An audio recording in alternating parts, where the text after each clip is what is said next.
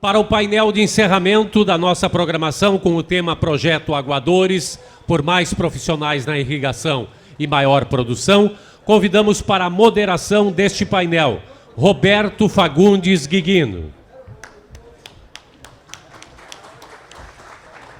Roberto Fagundes Guiguino é vice-presidente da Federarroz e presidente do Sindicato e Associação Rural de Uruguaiana. E convidamos ao palco os nossos painelistas, Inácio Jusiak.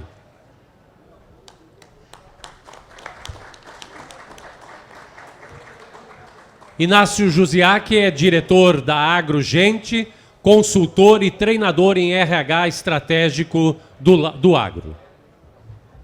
E também convidamos ao palco Carlos Lampert Calduro.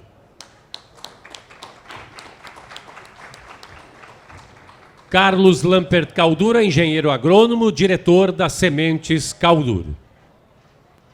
Mais uma vez informamos a todos que as perguntas devem ser enviadas pelo WhatsApp, número 5199685-3408, e havendo tempo disponível serão respondidas ao final do painel. Eu passo a palavra de imediato para a coordenação dos trabalhos desta atividade a Roberto Fagundes Guiguino. Boa tarde a todos, é um prazer estar aqui com vocês e é um prazer ter vocês aqui, Inácio e Calduro, terem aceitado o nosso convite. Esse projeto Aguadores começou no início por uma consultoria, uma ideia de um dono de uma consultoria lá na nossa região, onde a nossa necessidade de aguador é muito grande. E também tem que valorizar isso, né, Inácio? E o Inácio nos procurou para ver esse projeto, e nós, como Sindicato Rural e Associação Rural, a gente acreditou na ideia e viu que isso aí tem futuro e tem uma necessidade disso. E também a Associação dos Arrozeiros junto de Uruguaiana também comprou, e depois outras associações, Alegrete e assim sucessivamente. E também, logicamente, nós precisamos dos produtores que acreditassem no início desse projeto, e ele aconteceu, e está acontecendo. Então aqui nós temos dois modelos, o Inácio, que é o mentor do projeto, e o Calduro, que comprou a ideia de fazer isso. Sejam bem-vindos. Inácio, a palavra está contigo. Obrigado, Robertito. Satisfação estar aqui. Sei que você é um dos responsáveis pela minha presença nesse local. Agradecer a Alexandre Velho, em nome de todo o pessoal que integra a Federarroz, pela organização, está tudo muito bonito. Henrique Dornelles. Todo o pessoal que está aqui, Munhoz da Porteira Dentro, a gente acompanha, tem toda uma turma específica da Porteira Dentro aqui também. Clientes, pessoal que faz parte das equipes dos clientes, quem faz parte do Projeto Aguadores. Muito obrigado pela presença de vocês, seu Jair lá no fundo. Gratidão, vamos ver se eu conheço mais alguém aqui. As luzes aqui impedem um pouco a nossa visão, mas é isso. Vamos lá. Esse projeto, nós estamos aí com uma turma de patrocinadores, somos entre 7. E participando dele, nós temos 67 granjas, que as equipes estão recebendo os conteúdos das aulas e estão assistindo. E a intenção, no início, foi justamente olharmos para esta função, que são os aguadores, que a gente vem percebendo a escassez ano a ano, os gerentes vêm notando, os diretores vêm percebendo que está cada vez mais difícil, que os nossos aguadores já estão uma boa parte com a idade avançada, em um curto espaço de tempo não estão mais conosco, né? Chega ao final da carreira e nós precisamos, junto com isso, criar alternativas e não deixar que, quem sabe, né, esse conhecimento tão importante que eles carreguem vá embora. Então, essa ideia de trabalhar o Projeto Aguadores vem ao longo dos anos nas diversas atividades que eu faço com os clientes que eu atendo, e sempre foi se falando sobre essa dificuldade. E aí, lá atrás, já fazem 7, vai para 8 anos que a gente começou a trabalhar especificamente com pessoas dentro do agro. Eu comecei a inserir dentro do meu currículo algo que eu encontrei considerei extremamente importante, que é esse último item, pessoal. O último item. Desenvolver projetos de desenvolvimento humano no agro. E a isso a gente tem se focado bastante. A gente tem desenvolvido atividades e projetos onde a gente percebe que existe dificuldade, mas que inevitavelmente a gente vai ter que entrar nesse caminho. Um exemplo é o caso das mulheres. Esse também é um projeto que a gente já vem trabalhando nele há 6 anos. E já temos mulheres em todas as funções dentro das granjas. Inclusive, esse ano tivemos na Aguação. Então, é um projeto que cedo ou tarde a gente vai precisar olhar para ele com um pouquinho mais de cautela, com um pouquinho mais de gosto, porque para a nossa juventude já não é só o dinheiro que leva eles para frente. Existe um propósito maior, existe uma necessidade de conexão. E a questão das mulheres é bem importante e vai nos favorecer lá na frente também a questão da atratividade, quando a gente fala em mão de obra, quando a gente fala em profissionalismo, quando a gente fala em aumentar pessoas disponíveis para trabalhar conosco. Temos também um projeto que nasceu no Alegrete, projeto Agro Verde Oliva. Não sei se o Gustavo está aqui, presidente lá da Associação dos Arrozeiros de Alegrete. Não está, encontrei com ele de manhã. Foi um dos idealizadores, junto com o comandante lá do 6º RCB. E também estamos olhando para aqueles militares que servem o Exército, né, em período temporário, a saída deles. Porque ali é no futuro, quem sabe, uma boa porta de entrada para profissionais, para nós da agricultura.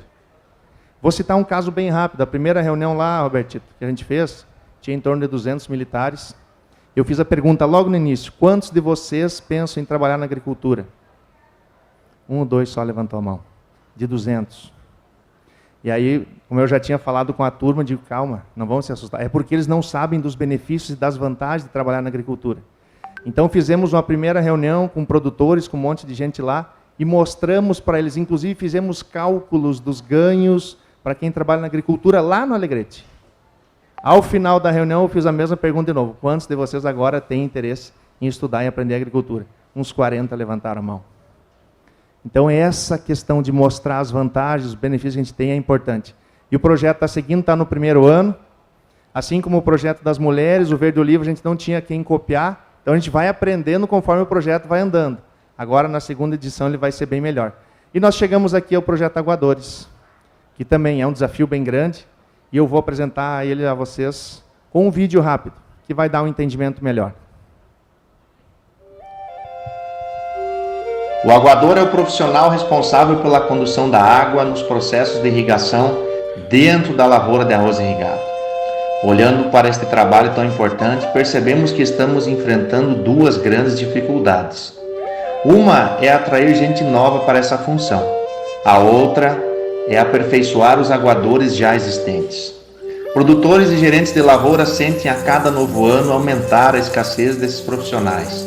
Então é comum ouvirmos o comentário: os craques estão se aposentando e os novos não estão mais querendo.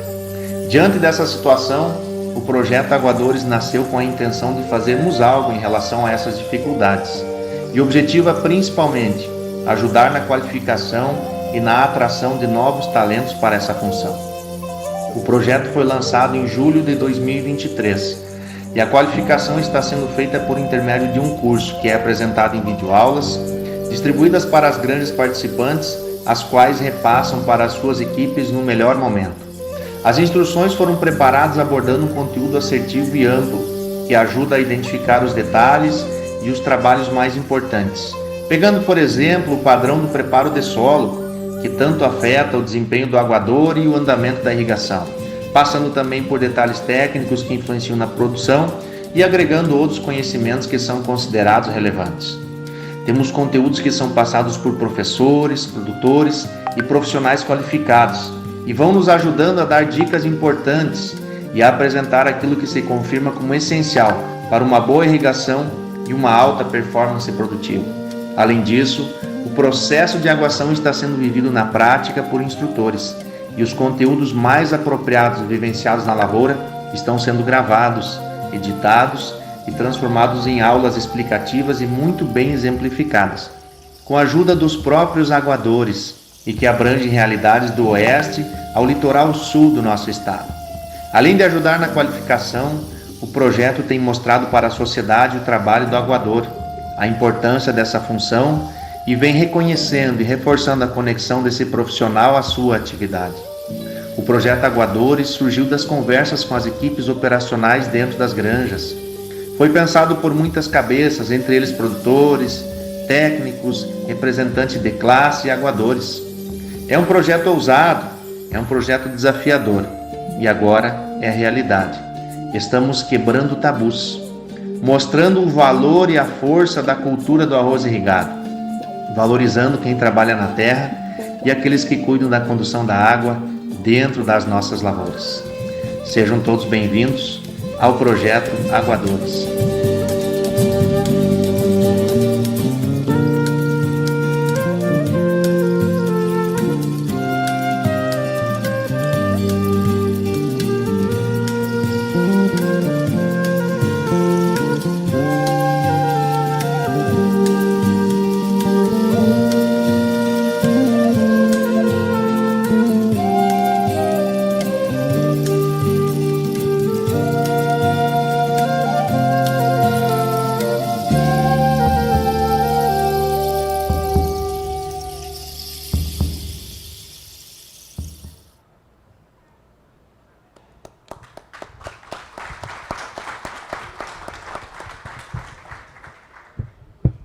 Eu trouxe duas pás aqui na frente, porque essas pás representam não só, né, o símbolo das premiações aqui, como representam também a função do aguador, mas representam também um pouco deste projeto.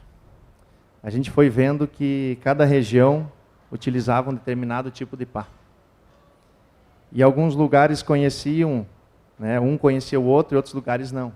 Fronteira Oeste e região central, principalmente até a região litoral, usam muito a pá de corte.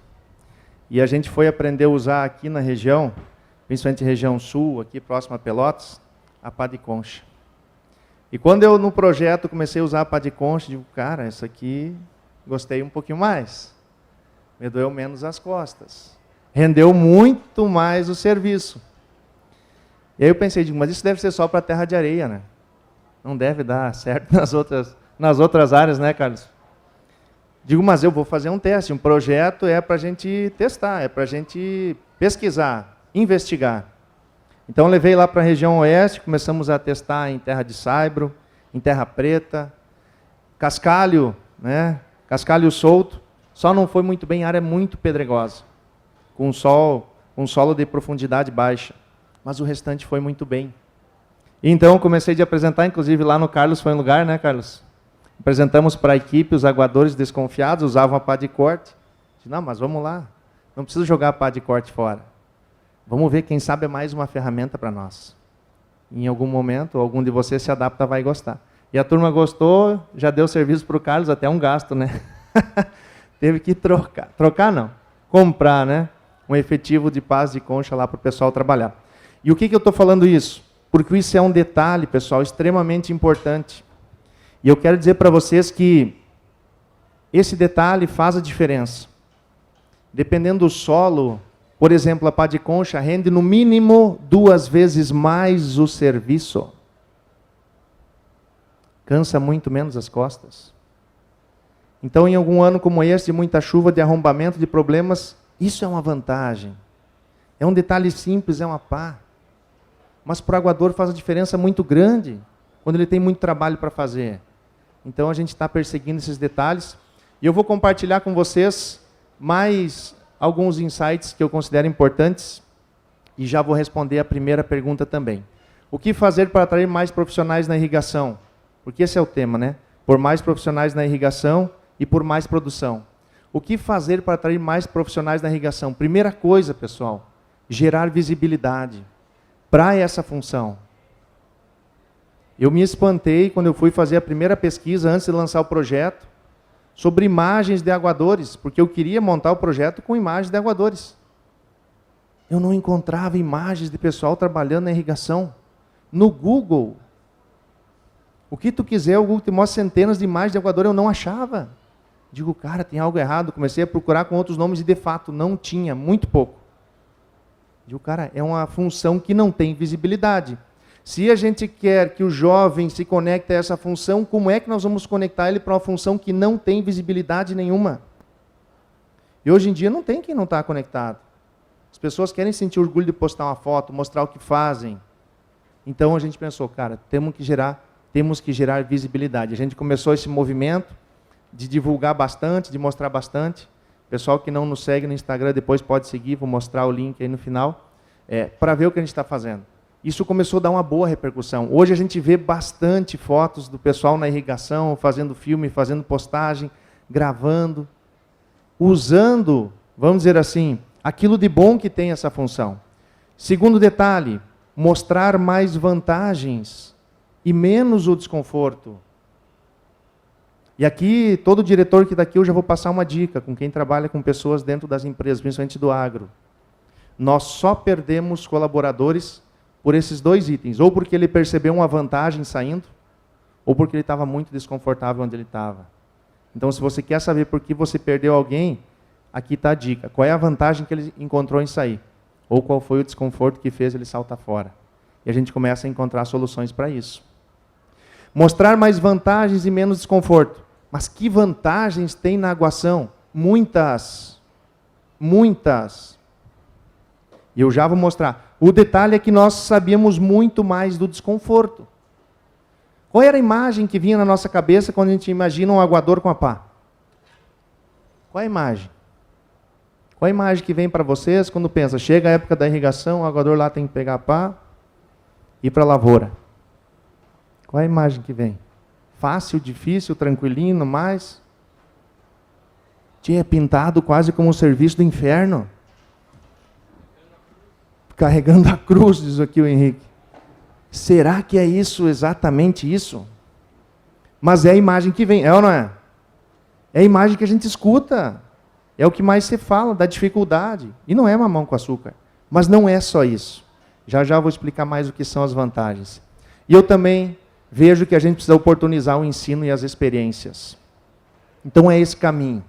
São 3 circunstâncias que a gente tem que agarrar. O projeto Aguador está aí, foi o início, e a gente vai ter que dar sequência, gerar visibilidade em relação a essa profissão, tornar conhecida, mostrar as vantagens que existem nela, porque existem muitas vantagens, oportunizar o ensino e as experiências.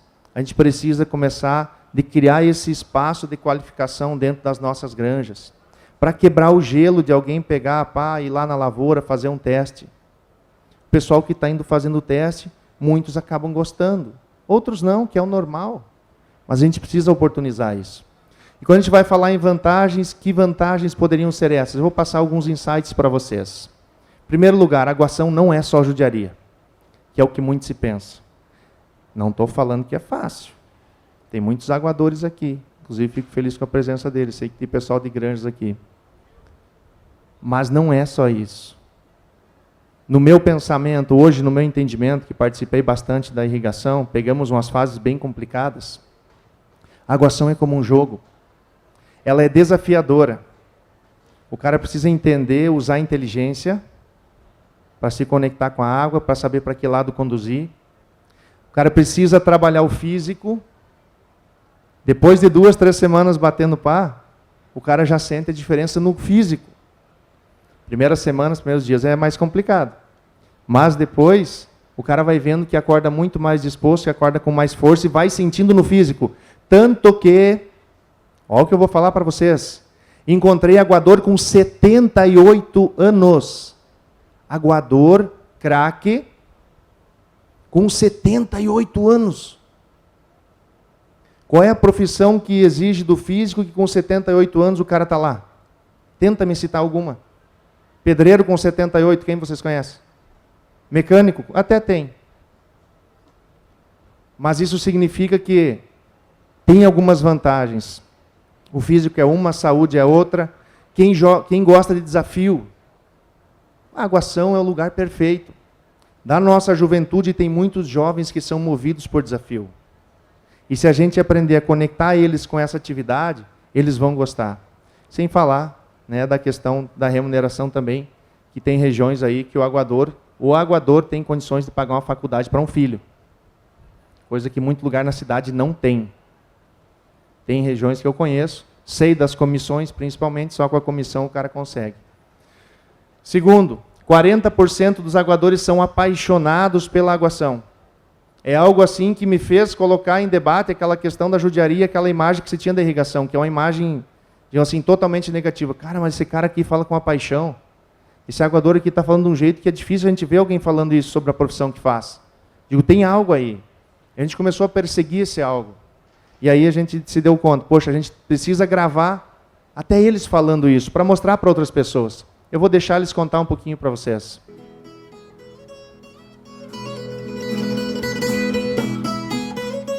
E o senhor gosta dessa atividade, seu Olavo? Bastante. Se fosse dizer, seu Olavo, agora o senhor vai trabalhar só num trator, o senhor ficaria feliz ou triste? Ah, ficaria triste. Eu preferia 2 aguação no ano. Olha aí, ó.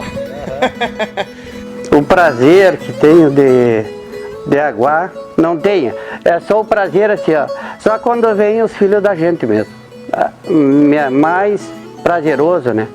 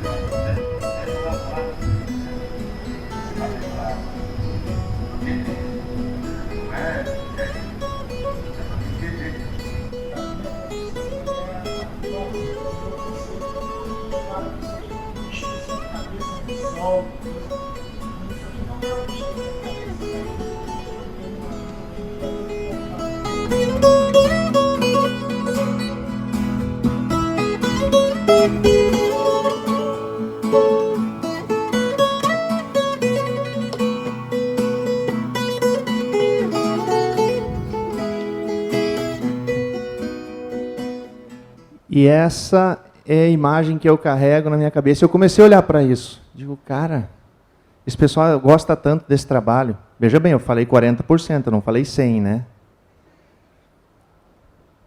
Dos outros 60% tem os que gostam e tem lá alguns que estão daqui a um pouco só pela remuneração mesmo, ou porque é a chance que tem agora.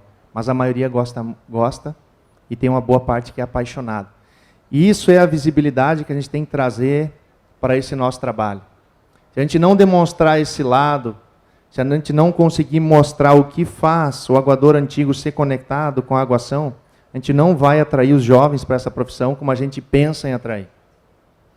Se a gente não mostrar que tem uma conexão, que tem um propósito, que tem um amor por aquilo que faz, não vai ser o suficiente.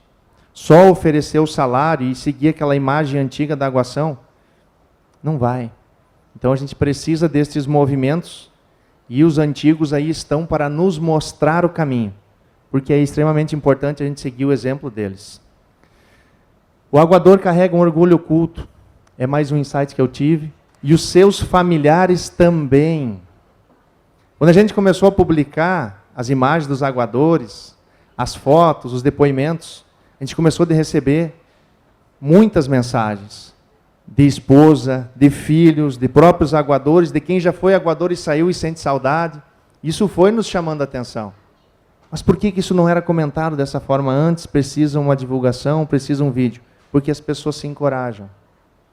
E nós, querendo ou não, a gente gosta de seguir, né, atrás de alguém, de ser liderado por alguém. Então a gente está encorajando muitas pessoas a mostrar, inclusive, o orgulho que tem. E isso para nós é bom. Acende a esperança. Né? Não é um caso perdido. Mulheres também conseguem. Mulheres também conseguem.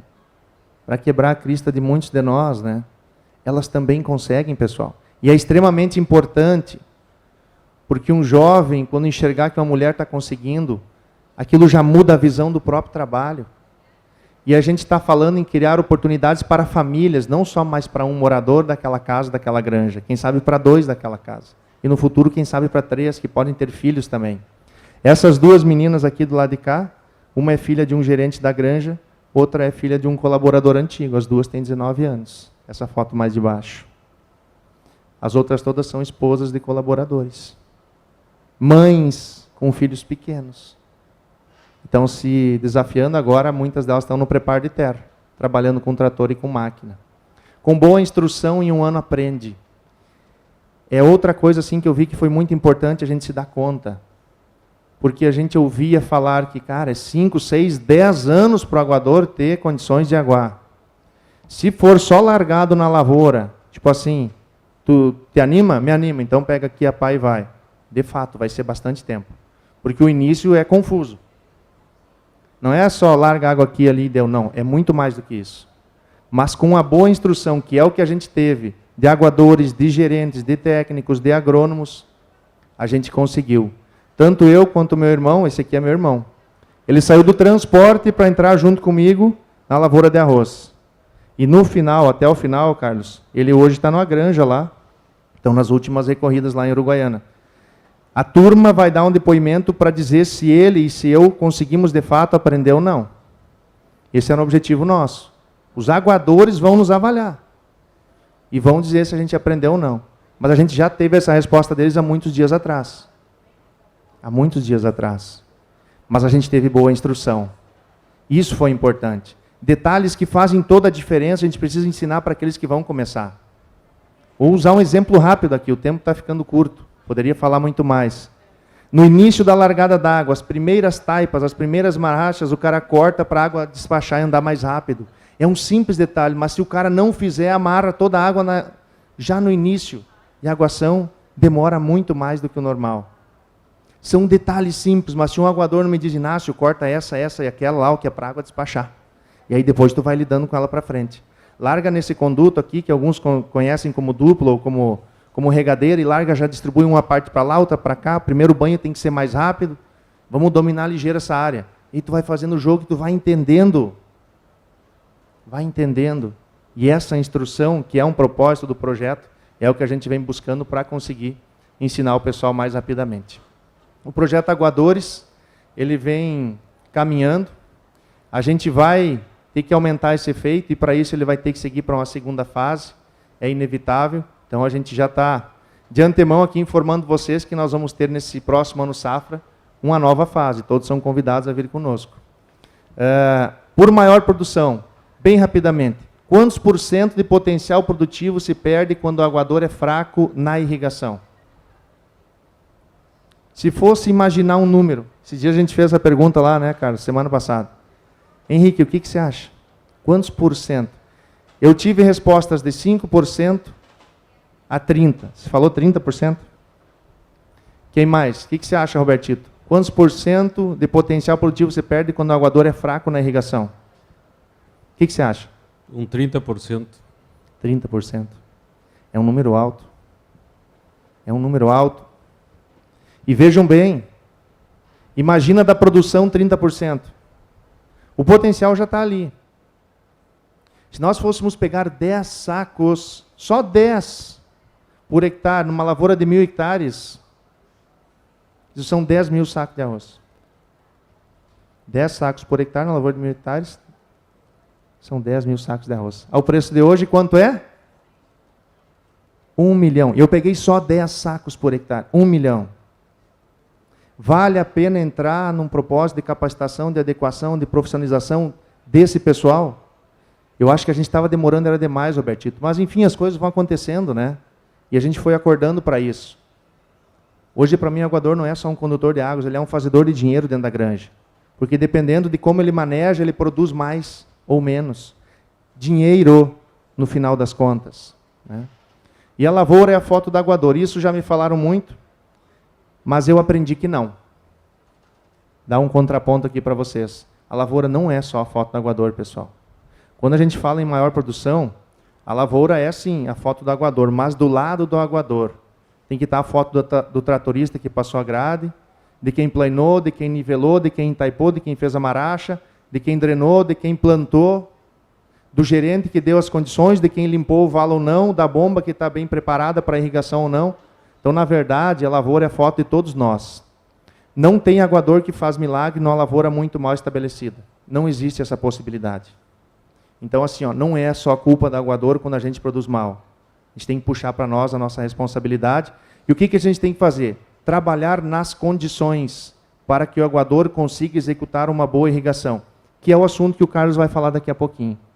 Que foi uma granja, uma empresa que está junto conosco, é parceiro no projeto, é patrocinador inclusive, e estão trabalhando muito bem nessa parte. Procedimentos de irrigação, que não é só irrigação, começa lá no preparo de solo, começa lá na drenagem, e depois vai se estendendo ao longo do ano. Então é um assunto que o Carlos vai falar, extremamente importante. Nós temos que dar condições para os nossos aguadores, porque a lavoura não é só a foto dele, é a foto nossa. Ele é fundamental, sim, interfere muito, interfere bastante, mas a gente precisa trabalhar juntos e caminhar junto com eles. Disponibilidades futuras, só para vocês analisar, rapidamente. Máquinas a cada ano se melhora, certo?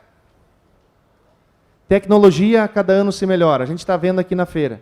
Variedades a cada ano se melhora. Defensivos também. Sistemas, né, tanto de gestão, quanto de gerenciamento, quanto de operação, a cada ano melhora. E a mão de obra? O que está acontecendo? Daria para dizer a mesma coisa? Vocês já sabem da resposta. E por que a gente teima tanto em deixar para último as pessoas? Eu só gostaria de finalizar com essa reflexão, porque a gente sabe, estes aqui, pessoal, ó, e mais uma listagem grande, cada ano está se melhorando, tem muita gente trabalhando em cima disso, fazendo muita coisa. Mas aqui, o bicho vai pegar. Só para dar uma ideia para vocês, ó, 84% das empresas, atualmente, estão tendo dificuldade para contratar profissionais. 84%. E a nossa concorrência por profissionais na agricultura não é a granja ao lado somente. É o transporte, é a oficina, é uma empresa que está na cidade, é uma revenda. Nós estamos perdendo o nosso pessoal para muitos outros, porque a gente ainda está fraco na captação, na atração e em mostrar as vantagens que a nossa agricultura carrega. A gente vai ter que trabalhar muito isso. E um outro dado, para encaminhar para o final. Por que está faltando tantas pessoas? Por que sobra tantas vagas de trabalho? Por que temos tão poucos profissionais? Isso aqui significa quantidade de filhos por família. Dá uma olhada. Há 50 anos atrás, estava entre 5 e 6. Agora nós estamos aqui, ó. Ou seja, um casal, que são 2 pessoas, já não produz mais 2, produz menos. Pela primeira vez, a nossa população, ao invés de crescer, está decrescendo. Quem de vocês viu esse noticiário? E quando a gente olhar 10 anos à frente, qual vai ser o reflexo disso? A gente precisa começar a pensar nisso aí. A gente precisa começar a pensar. Não temos mais tanta disponibilidade de jovens como nós tínhamos no passado, e a concorrência para nós é bem grande. Ou a gente faz alguma coisa, ou a escassez vai afligir muitos de vocês. Bom, o projeto Aguador está em andamento, vai fechar agora com a colheita. Eu quero dizer que para a próxima pegada eu vou precisar do apoio ainda mais forte, Robertito, das entidades, dos produtores, Carlos, para que a gente faça frente a essa dificuldade, para que a gente siga esse movimento bonito que começou. Vamos precisar aqui da Federarroz, vamos precisar de todas as instituições, vou contatar o IRGA, a gente vai ter que tomar força, pessoal, mais força. Mais força, as associações, os sindicatos, os produtores, as empresas de consultoria, porque essa é uma causa coletiva, não é uma causa individual. E a gente está junto nessa. Nós vamos sofrer os impactos juntos. Então, eu acho que dá para a gente aproveitar e começar a se mexer e fazer o que está no nosso alcance. E a gente está aí disponível para isso. Agradeço a presença de todos vocês. Vamos passar a sequência aqui, que o meu tempo já esgotou. Obrigado a todos pela participação e vamos em frente. Grande abraço. Obrigado. Obrigado, Inácio. Calduro, a palavra está contigo aí. E eu quero deixar um recado aí, vocês vejam como isso é importante, como nós temos essa necessidade. Essa profissão é uma profissão que está com uma idade muito avançada na média, isso não foi comentado, mas a gente for olhar a média dos nossos aguadores de idade está alta, né? E o jovem não está querendo ou não está sabendo o que significa isso. E depois vem as perguntas. Calduro. Boa tarde a todos. Primeiramente, queria parabenizar a FederArroz por esse exemplar evento que está acontecendo mais uma vez aqui em Pelotas. Parabenizar o Inácio aí, que teve essa sensibilidade de começar a olhar para as pessoas na lavoura de arroz, né? Eu entendo que a lavoura de arroz... Obrigado. Eu entendo que a lavoura de arroz, nessa nossa metade sul, talvez seja das atividades que tem um uso mais intensivo de pessoas, né? E por isso a gente sente primeiro esse reflexo e essas dificuldades. Minha proposição aqui de vir trocar umas ideias com vocês é trazer um pouquinho da nossa experiência de usar procedimento operacional padrão, ou seja, escrever esses procedimentos e vir usando ele ao longo dos últimos anos. Então, eu vou pedir licença para contar assim, de forma bem breve assim, um pouquinho da nossa história para poder fazer mais sentido para vocês essa nossa fala aí. E antes disso, uma das coisas que a gente, quando a gente vai trocar ideias, né, as civilizações no mundo, nesse nosso planetinha, onde tem mais trocas, são as civilizações mais adiantadas, né? Sejam trocas de bens por mercadorias, trocas monetárias ou não, mas quando a gente troca ideias, é o único momento dessas trocas que o ser humano faz que, após uma troca de ideias, os participantes daquele encontro, daquela palestra, sai todo mundo com 2 ideias ou com 3 ideias, ou seja, ninguém leva uma metade e o outro leva outra metade. Então, acho que isso é muito importante e isso faz todo sentido para nós, porque a nossa história, nós começamos em 93, 94, foi a nossa primeira safra. Começamos com uma lavoura de 42 hectares, Inácio, e quem tem uma lavoura de 42 hectares, a primeira coisa é que é aguador, né? Então, a gente acaba tendo essa experiência na pele aí de ser aguador.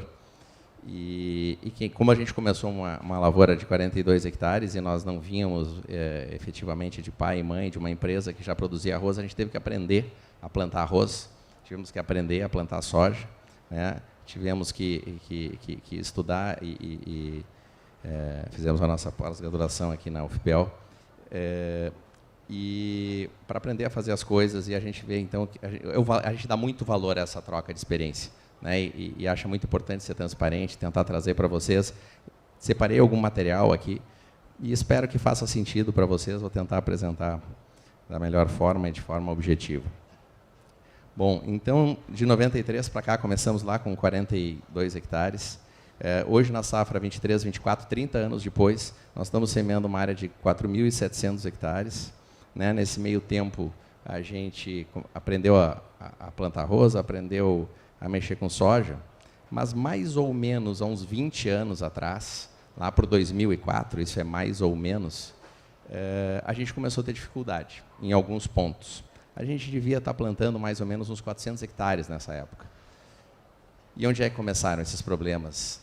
Foi justamente na irrigação, né? E acho que por isso que a gente teve um olhar há mais tempo sobre essa questão de irrigação, porque, como eu disse, eu comecei lá no começo, eu era aguador também, e então, em 2004, a gente se deu conta que isso estava trancando um crescimento do nosso negócio. E a gente vem de uma região que as terras não são tão planas como aqui, então o bicho pega mais do que aqui. Junto a isso, junto a essa questão, então lá por 2004, lá por 2004 a gente se deparou com uma dificuldade no setor de irrigação. Ao mesmo tempo, a gente via, de todas as operações dentro da lavoura de arroz, plantio, preparo de solo, colheita, irrigação, a gente via que ali estava ao mesmo tempo que era a maior dificuldade que a gente tinha de padronizar esse processo, é onde a gente tinha o maior potencial de ganho. Ou seja, capacidade de gastar menos e receber mais. Ou seja, se trabalhasse em cima de irrigação, nós poderíamos ter mais. E concordo com esses números aí que o pessoal falou, em torno de 30% do aguador ruim, eu acho que é por aí mesmo. A coisa é feia, né? Feia mesmo, e principalmente quando a gente vai para regiões mais dobradas. Mas aí, como eu sempre digo, na vida a gente tem que ter um pouquinho de sorte. Então, lá em 2003, eu estava visitando um colega de faculdade em Vacaria e à noite ele convidou um amigo para participar de uma janta informal com a gente. E ali eu conheci o Henrique Aliprandini.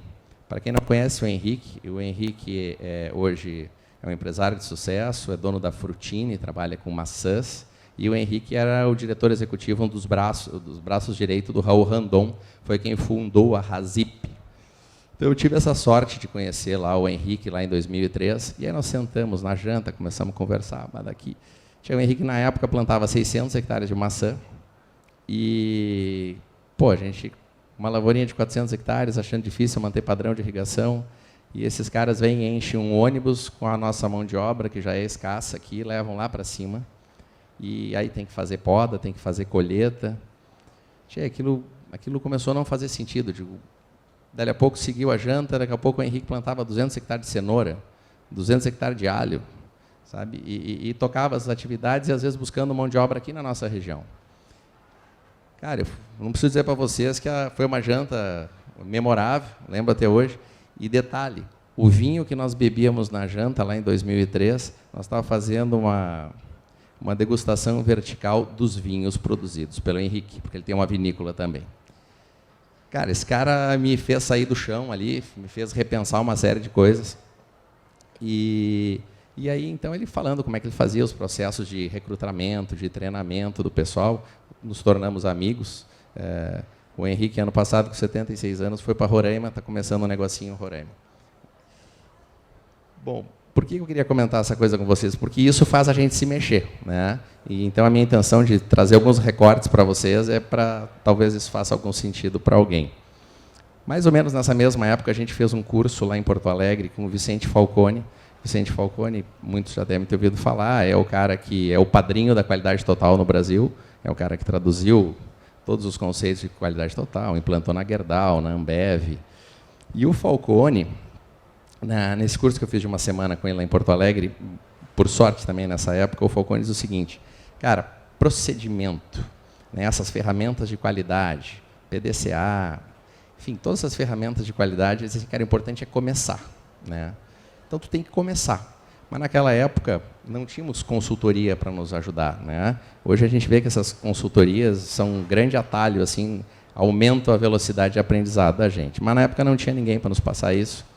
Cheguei conversando com o Falcone, ele disse: cara, começa, escolhe o setor onde tu tem problema, né? Tenta achar o setor que tem problema e começa a escrever processo, né? Começa a trabalhar, usar as ferramentas. Enfim, então, lá em 2004, a gente começou a escrever e nós decidimos escolher 2 setores que nós entendemos que eram os prioritários para nós naquele momento. Um desses setores foi o setor de sementes. Nós já estávamos produzindo sementes de arroz naquela época. E lá em 2004, eu lembro que eu chamei o Guma, recente entrado no IRGA, e eu digo: Guma, estamos precisando escrever todo o nosso processo de produção de semente aqui, eu estou querendo sentar contigo. E aí nós montamos. Em 2004, a gente montou a rotação de culturas. Na época, pouco se falava de soja na várzea aqui no Rio Grande do Sul, era muito incipiente. E a gente montou lá em 2004 todo um processo de rotação de culturas nas nossas áreas para preparar para produzir uma boa semente. E nós tínhamos claro qual era a nossa meta: aprovar 100% dos campos, né, ter um índice de aprovação de lotes de 95%. E um outro ponto importante na época era ter uma expedição em 40 dias. Né, como montar uma expedição em 40 dias, porque semente é um troço que tem que ser entregue muito rápido. E era um desafio, principalmente na época que se trabalhava só com sacaria e não se tinha os equipamentos que se tem hoje. Bom, juntou tudo isso aí chegamos. Qual era a outra bronca que a gente tinha que nos impelia a não crescer? Porque na nossa região não existem lavouras grandes, né? As lavouras de arroz lá na nossa região travavam nessa questão da irrigação. Então a irrigação veio junto, né, como um desafio nessa época. E então a gente tentou entender esse processo da irrigação, escrevemos todo ele no papel. Então, nós criamos ali umas planilhas de checklist de preparo de solo, para saber se o planeamento tinha ficado bom, se o entaipamento tinha ficado bom, né? Os artistas, né, quem participava do processo, tinha que ir dando ok, para tirar as desculpas de todo mundo, né? Porque senão chega lá: essa taipa ficou ruim, ficou mal planejado. Então, criamos aí uma planilha de parte de preparo de solo. Depois, nós criamos uma planilha de irrigação mesmo, para tentar botar número quanto tempo demorava a água para entrar, quanto tempo demorava para ficar com banho completo, quanto é que conseguia encerrar a água de lavoura. E, na sequência, nós montamos a questão de vistorias, né? A questão das vistorias é uma questão bem importante, porque a gente cria uma situação que é o supervisor, é o cara que fica girando nas lavouras para ver se está dentro do padrão. Enfim, isso aí está rodando desde 2004, teve várias montagens, Vou dar uma coladinha aqui, viu, galera? Enfim, então aí está rolando isso desde 2004, tanto na semente quanto na lavoura de arroz. O que a gente observou no passar desse tempo aí, Robertito? Que algumas coisas foram acontecendo. O turnover, ou seja, a rotatividade nossa de funcionários aumentou. Um outro ponto importante, fora os craques, nós decidimos não conviver mais com analfabetos. Porque se tu descreve um procedimento padrão, tu precisa que as pessoas leiam esse procedimento. Se elas não sabem ler, salvo eles sejam um craque daqueles que não precisa nem pedir para voltar lá, porque tudo que tu pede o cara vai lá e faz, né? Esse cara já não estava mais dentro do nosso perfil de colaborador. Junto com isso, outra dificuldade é achar um supervisor que tenha valores para ser supervisor. A função de supervisor ela não demanda muito conhecimento técnico, mas ela demanda ética, demanda atitude. E esse sempre foi um desafio nesse tempo todo aí. Bom, mas temos várias vantagens também, né, nesse período aí. Opa. Então, essas são as dificuldades e vantagens que nós tivemos. Dentro dessas vantagens, o que a gente fez? A gente viu, dentro do setor de sementes e do setor de irrigação, uma delas era o seguinte, cada vez que saía um funcionário, quando chegava um novo, o treinamento era muito mais fácil, estava tudo escrito. Escrito e descrito nos mínimos detalhes. Então, a substituição das peças deixou de sobrecarregar o resto da equipe, né? Esse foi um ponto muito positivo. Somado a isso, nós temos uma padronização do processo, sim, né? Isso é um ponto importantíssimo. Essa padronização do processo, ou seja, tu não tinha lá o aguador ruim, o aguador bom, nós conseguimos nivelar isso aí, se não conseguimos fazer do ruim um bom aguador, mas pelo menos naquele ano ele ficou num patamar melhor. E o outro ponto importante que é o seguinte, a gente passa a identificar problemas. Quando tu supervisiona processos e tu escreve processos, tu passa a identificar problemas. E aí tu consegue separar se esses problemas são das pessoas envolvidas ou se esse problema é da estrutura. Porque a gente começa a ver que tinha muito problema estrutural, né? Problema de canal baixo, problema de drenagem, problema de bueiro que não tinha capacidade para encher uma lavoura no tempo que se gostaria. Então, esses pontos todos assim começam a aflorar e aí tu consegue ser mais assertivo em encarar esses problemas. Um ponto interessante nisso aí, nesses 20 anos dessa evolução, nós estávamos lá, como eu comentei com vocês, numa área, no começo desse processo, plantando em torno de 400 hectares. Hoje a gente semeia em torno de uns 2.250 hectares, ou seja, a gente triplicou a área, e hoje 90% da área é sistematizada. Porque a gente entendeu que, para a nossa condição, naquela situação, com as dificuldades que a gente tinha de relevo e tudo mais, para a gente conseguir aproveitar alguém lá do Projeto Oliva, né, ter aguadores novos, a gente tinha que deixar a coisa um pouco mais fácil, né? Então, essa estrutura a gente entendeu, e faz 20 anos que a gente está sistematizando o solo.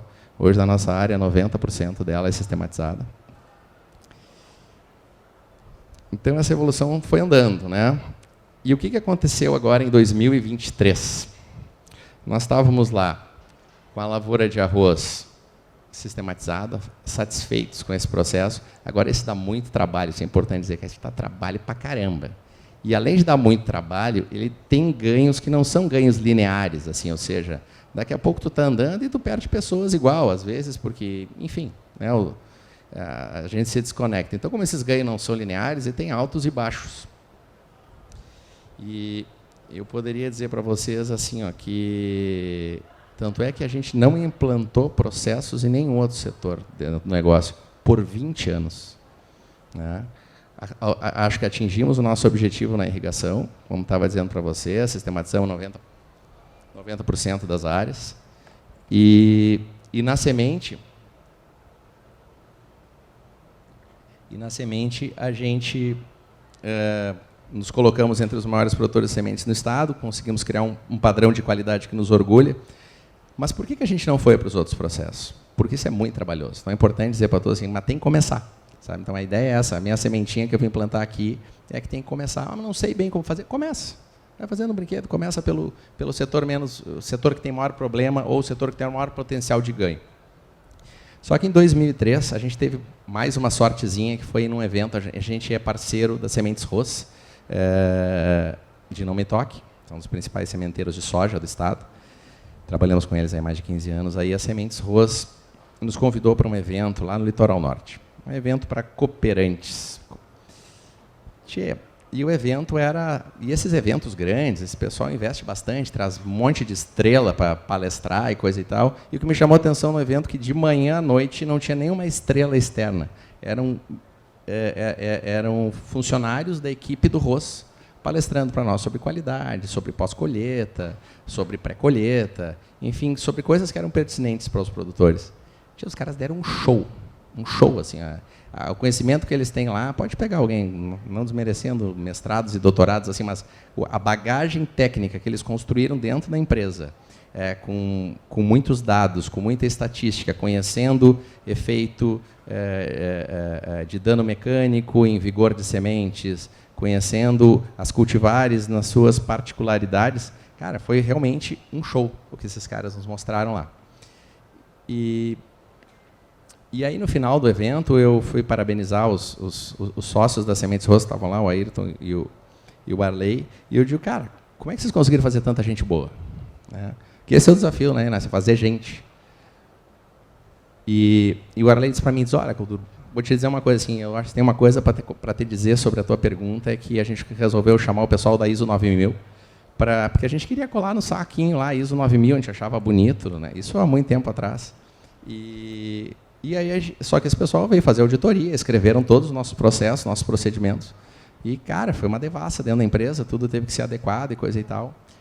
Só que eu acho que a partir dali a gente deu um salto, porque quando tu organiza processos, começa a aparecer o caprichoso, o relaxado, o comprometido, o descomprometido.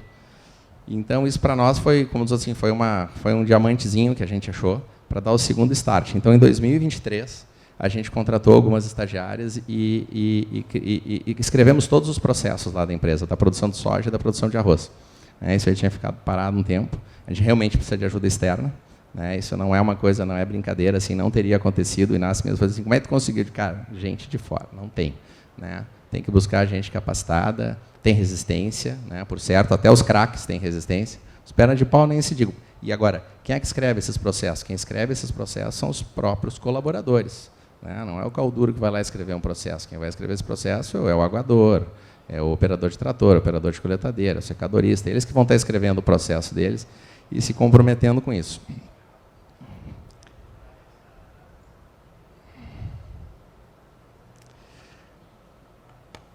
Bom, senhores, partindo aí então já para o final.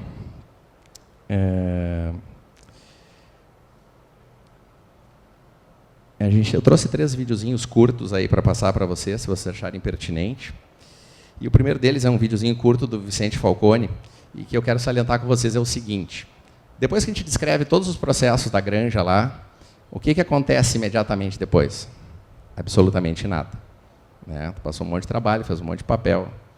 E todos os teus erros operacionais estão ali registrados. Ou seja, se tu repetir, tu vai cometer exatamente os mesmos erros que tu sempre cometeu.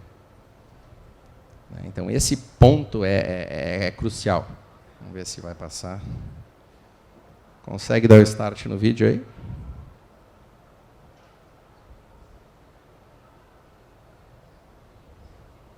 Porque as pessoas, por exemplo, chamavam de meta coisas que não são meta. Uma meta tem que ter um objetivo, um valor e um prazo. Ela não pode ser solta. Uma meta ela tem que ter um comprometimento. Então, esse foi o esforço. Agora, o desdobramento de metas e a distribuição de metas para todas as pessoas é importante porque a meta é o início da liderança. Sem meta não tem liderança. Sem meta não tem gerenciamento. Então, a meta é isso. O conselho da empresa deve colocar uma meta para os executivos, uma pelo menos, e fazer com que aquela meta se torne um limite para o bônus. Não é? Quer dizer, então, as coisas assim, quer dizer, a meta deve sair, a meta principal da empresa deve sair do conselho, quer dizer, e ser desdobrada ali para baixo, né? E essa coisa toda, porque isso é o que dá a sinalização da liderança. Bom, pessoal, o Falcone traz para nós aí essa questão assim, ó, que toda meta tem que ter um valor, um objetivo e um prazo. Né? Então, se nós vamos pensar em irrigação, vamos trazer para a irrigação, Inácio. Qual é o nosso objetivo? O que nós queremos mudar em irrigação? Qual é o prazo que nós queremos estar com a situação pronta? Será que nós estamos comunicando bem isso de forma assertiva? Nós temos que trazer essa meta de forma clara, né? Senão nós vamos ter dificuldade. Então, acho que esse é o ponto, né? Para mudar tudo aquilo que a gente descreveu, porque no meio da nossa descrição estão lá todos os nossos pecados.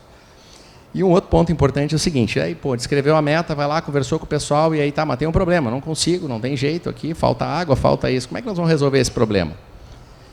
E aí tem um outro videozinho também, tão curto quanto esse que eu trouxe para vocês, onde o Falcone fala sobre essa questão seguinte, nós temos que parar de usar o tal do bom senso. Vamos ver ele. Muitos de seus clientes se referem aos seus princípios de gestão apenas como um método. O que é o método? Olha, o método é uma coisa antiga, é uma ideia antiga que foi lançada por Descartes em 1600, né? E já naquela época ele falava que o bom senso deve ser o bem mais precioso do mundo, porque todo mundo já acha que tem bom senso suficiente, ninguém quer mais bom senso, né?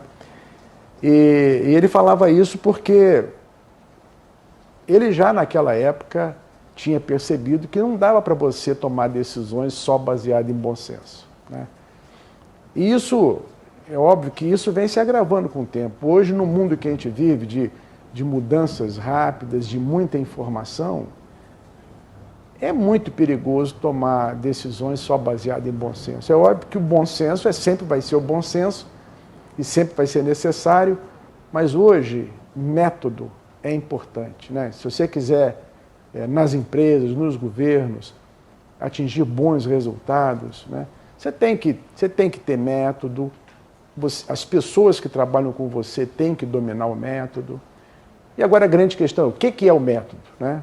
Então, basicamente é o seguinte, o método é uma sequência de procedimentos necessários para se atingir uma meta. Nós temos só um ciclo anual, né? Então não temos tempo para ficar errando nas soluções, né? Temos que tentar ser assertivos nas soluções. Eu acho que o Falcone é muito feliz nessa hora que ele diz de usar o bom senso, sim, mas não somente o bom senso, é fatos e dados, né? Ter um bom levantamento, uma boa estatística, uma boa anotação de fatos e dados.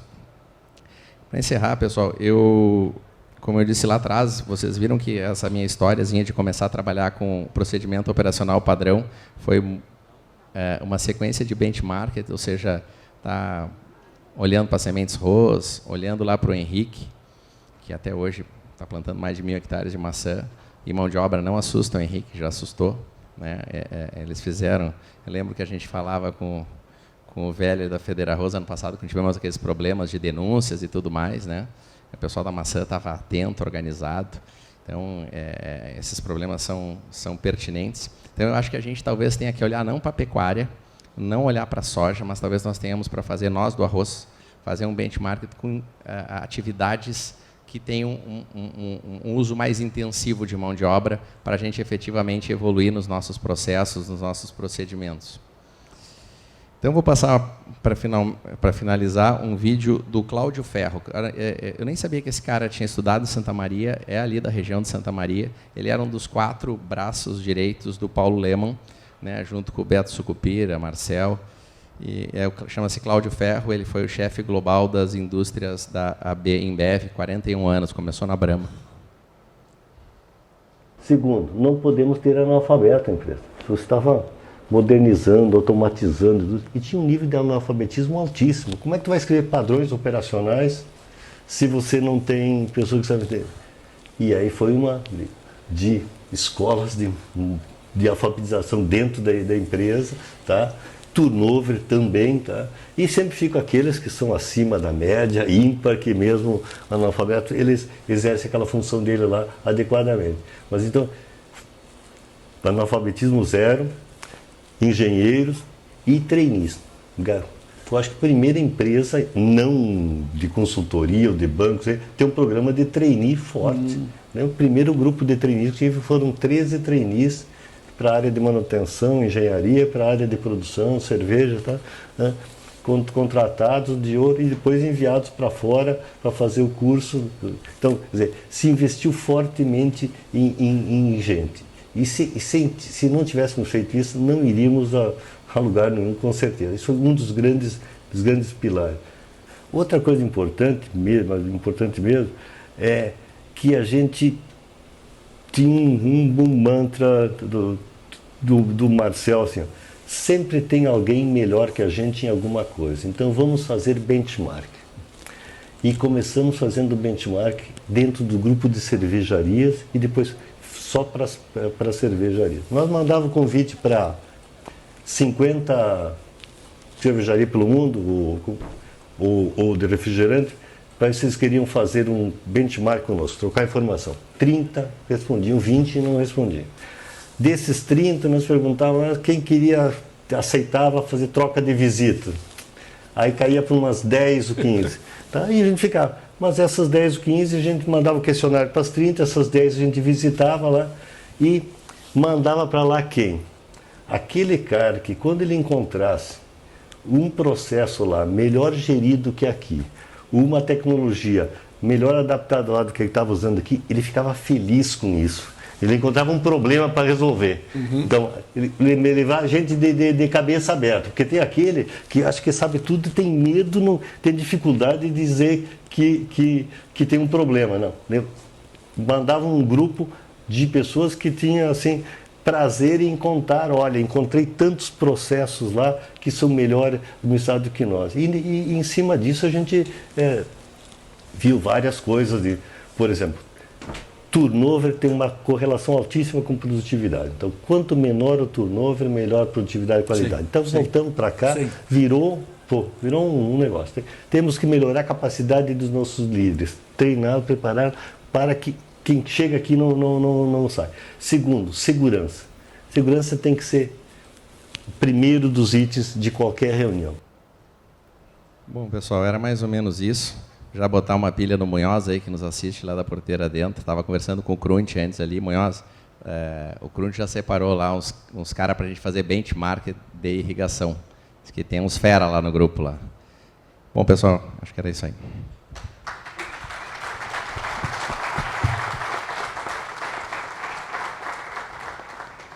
Obrigado, Calduro.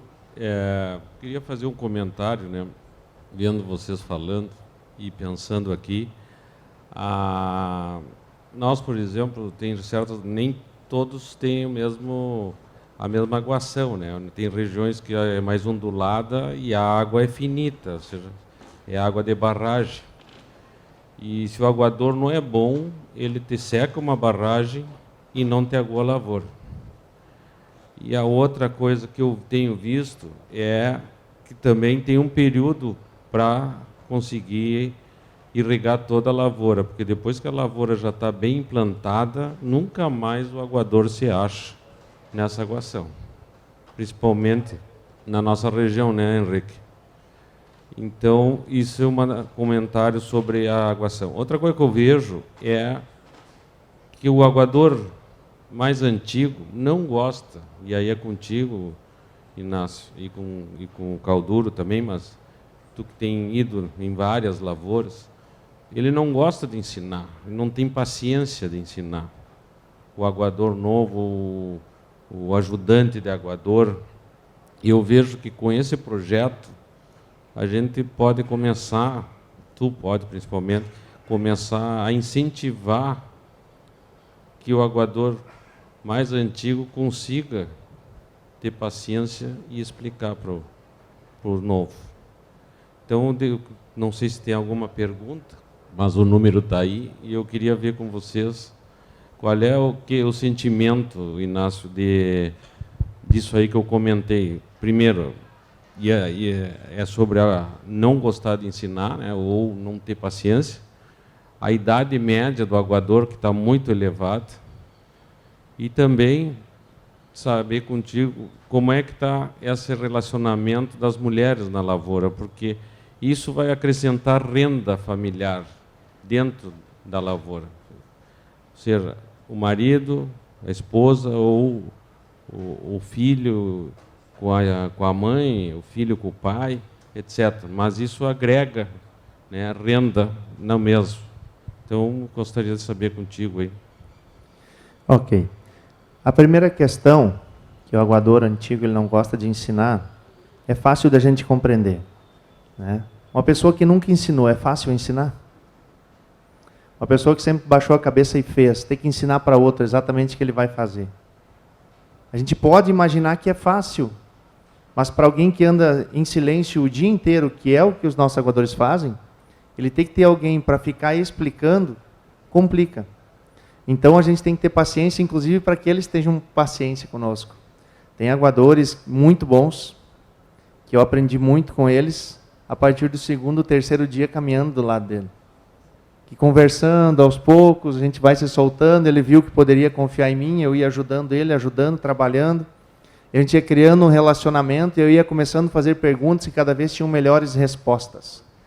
Na verdade, eu fui ajudando ele a me ensinar, não só exigindo dele que me ensine. Então, acho que esse é o ponto. A gente precisa ajudar o aguador a ensinar, aqueles que têm mais conhecimento. E aí a gente ajuda muitas vezes com a foto, com uma imagem, na própria irrigação, perguntando, questionando, porque eles sabem. Esses aguadores, eu tiro o chapéu para eles, porque é impressionante assim. E muitos, até analfabetos, mas na linguagem da água eles são doutores. Então a gente tem que ter paciência, inclusive, até para entender muitas vezes o linguajar sofisticado que eles têm a respeito da irrigação. E a gente tem que ter paciência com eles. Mas é possível, eu acredito que o método, né, que é o que o Carlos vem trabalhando bastante, metodologia para ensinar, metodologia para qualificar, metodologia para irrigar, metodologia para drenar, para plantar, para preparar a terra. A metodologia vai tirando... Vocês viram que ele falou, né? Quem escreve o procedimento é o próprio operador, é aquele que faz.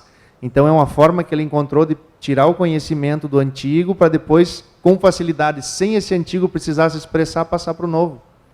E esse é um caminho bom de se fazer. Tá? Então, minha consideração é essa. E tem aguadores que têm facilidade. Não são todos que têm dificuldade. Tem uns que nos deram um show, assim, já de largada. Então, é alguns casos que têm dificuldade, mas nós temos muitos que têm, sim, facilidade também. A questão da média de idade, a gente encontrou assim granjas que tinham mais da metade, acima dos 55, mais da metade da equipe de aguadores acima dos 55 anos, e em alguns outros lugares tinha bastante jovens. Algo que me chamou a atenção e me deixou feliz, porque tem muitos jovens que estão vindo para a lavoura e estão se acertando com a aguação, e estão trabalhando bem. Estão aprendendo, estão indo 2, 3, 4 anos e já são bons aguadores, né? Então, agora sim, no geral, a gente tem uma leva de aguadores que está aí dos 60, 65, bastante expressiva, que logo eles vão estar fora. E vão fazer falta, com certeza. Então, a gente tem que estar antenado para isso. A questão das mulheres, inicialmente, assim, é um desconforto geral, né? Porque você pega uma granja onde nunca teve mulher trabalhando na operação, a própria equipe estranha. Não dá para dizer que não estranha. O pessoal estranha. É normal. Mas, com o passar dos dias, eles vão vendo que é mais uma pessoa para trabalhar ali. E vai voltando a um tom de normalidade. E aí o pessoal começa até a ficar feliz, começa até a ficar faceiro, eles veem que existe uma evolução, porque uma das necessidades da mente do ser humano também é inovação, também é desenvolvimento. A primeira é segurança. Essa que dá um desconforto na turma. Poxa, tem mulher aqui, peraí, será? Vão respeitar, não vão, e o marido e tal, e os colegas. Então, a necessidade de segurança no início fala mais alto. Até que o pessoal acostuma e vê que pode se sentir seguro, aí a gente vai para um outro nível, que é perceber que tem inovação, que se abre oportunidades, quem sabe, para a esposa, né, do camarada que está em casa, ou da filha que um dia sonhou em trabalhar no agro, mas não via chance, agora de repente pode acontecer. Então, existem algumas viradas de chave que são importantes. Mas o início sempre é mais complicado. E aí, que nem diz o Carlos, a gente tem que começar. Não é fácil. É que nem um carro viajar de noite de Uruguaiana a Porto Alegre. Sai de lá e enxerga só a altura dos faróis. O resto do caminho você vai descobrindo no percurso, né? Você já tem uma ideia de onde quer chegar, mas a estrada vai se mostrando conforme o farol vai alcançando. Eu acho que esse é o desafio. A gente fez isso no projeto das mulheres, a gente está fazendo isso no projeto Aguadores, e a gente está fazendo isso também lá no projeto Agro Verde Oliva, em Alegrete. O farol vai alcançando até uma altura, e a gente vai andando nesse tanto que a gente alcança. E se precisar ajustar, a gente vai ajustando, e vai indo, vai descobrindo, mas vai acontecendo dessa forma. Obrigado. Calduro, uma curiosidade, porque quero saber qual é a reação quando tu entrega esse checklist, quando o funcionário entra e tu faz a entrega do manual, vamos dizer assim, para ele. Qual é a reação que eles têm? É proativa ou eles têm medo de... Como é que é? Bom, até conversei bastante isso já com o Inácio, porque tem que ter, acho que é importante ter um preparo para que isso seja o menos traumático possível. A gente, quando começou lá, o troço era meio feito a facão, assim. Então, lá atrás, hoje, o pessoal já sabe que existe isso lá na empresa. Eu acho que isso até, às vezes, espanta alguns craques que, eventualmente, gostam de um ambiente não tão regrado. Mas eles, acho que já conseguem entender que aquilo é útil, né? Uma coisa simples que a gente tem nesse checklist: me diga quantas entradas d'água tem em cada talhão. Enumere, são 5, são 10, são 20. Uma pergunta simples, eles sabem responder, eles sabem, é o dia a dia deles, então não tem nenhum bicho assim. Mas a relação já com o supervisor já não é tão de flores, né? Lá no passado teve cara que saiu corrido de facão. Então, mas a coisa se alinhou. E eu acho que é isso, pessoal. Eu queria aproveitar então para agradecer. Eu sou muito grato a todos que sempre trocaram ideias com a gente. Agora eu enxerguei ali o Otávio Xavier, nosso vizinho. E somos muito gratos lá, a família Xavier, que nos acolheu no começo. Aprendemos muito com eles. E estamos abertos sempre. Então, a gente sempre tenta ser o mais transparente possível, e a gente está aberto para trocar ideias. Porque, às vezes, uma palavrinha pode ajudar alguém que tanto nos ajudou e nos ajuda. A gente está sempre correndo atrás, tentando ver coisa melhor.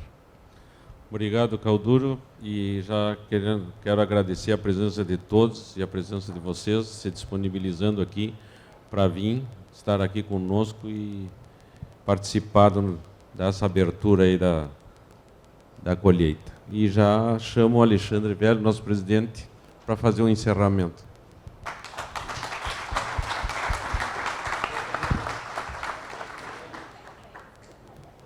Gostaríamos de agradecer a Inácio Josiak, Carlos Lampert Calduro e Roberto Fagundes Guiguino por suas participações. Nós vamos entregar um mimo em agradecimento aos nossos participantes e a gente está se encaminhando para o encerramento da programação técnica da 34ª abertura da colheita do arroz e grãos em terras baixas. Eu convido agora para a sua mensagem de encerramento o presidente da Federarroz, Alexandre Velho.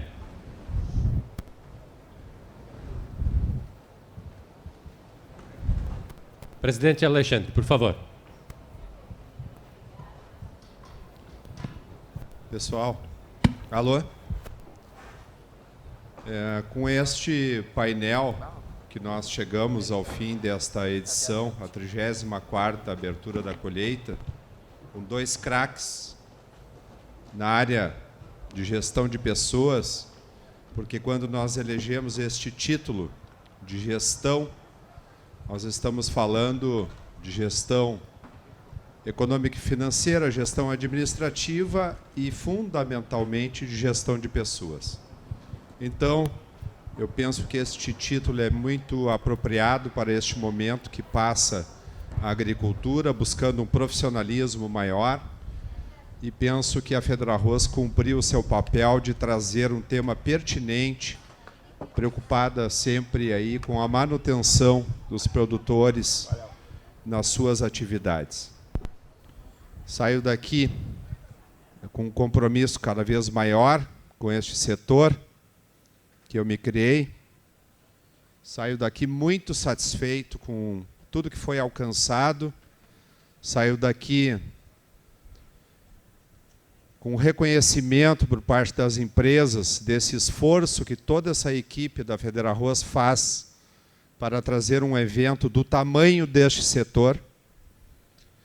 E saio daqui com um grande desafio, 2025, que já tem data, 18 a 20 de fevereiro, faremos mais um evento aqui, que será provavelmente a minha última abertura à frente desta entidade. Então, só me cabe agradecer a Deus pela saúde, agradecer a vocês todos por acreditarem neste projeto que a Federarroz tem de trazer as ferramentas necessárias. E só me resta dizer a vocês que retornem aí com cuidado às suas casas, para as suas famílias, e esperamos a todos aqui no próximo ano para, de novo, com este desafio gigantesco, porque o nível que nós alcançamos este ano, o nível das palestras, o nível das empresas, o nível dos estandes que as empresas construíram aqui, o nível da vitrine tecnológica, as novidades da arena, do espaço da indústria, realmente isso, eu brincava hoje, eu acho que com o Robertito, eu dizia para ele, Robertito, não é mais salto em distância, é salto com vara agora. Nós vamos ter que nos preparar como aquelas russas lá que chegam e pulam uma altura inacreditável.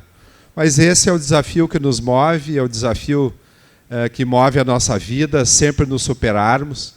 E a ideia aqui, espero que a gente tenha cumprido com isso, é exatamente que os senhores voltem para casa pensando, desafiados, querendo fazer diferente, tendo humildade de olhar. Aqui foi falado bastante dos exemplos que nós temos nos vizinhos, conhecidos. Às vezes, um setor que não tem nada a ver com o nosso nos traz um exemplo. Para inovar, tem que olhar fora da caixa. Enfim, eu acho que esse é o grande desafio e eu espero que os senhores tenham, ao vir aqui na 34ª abertura, se desafiado. Obrigado pela presença de todos.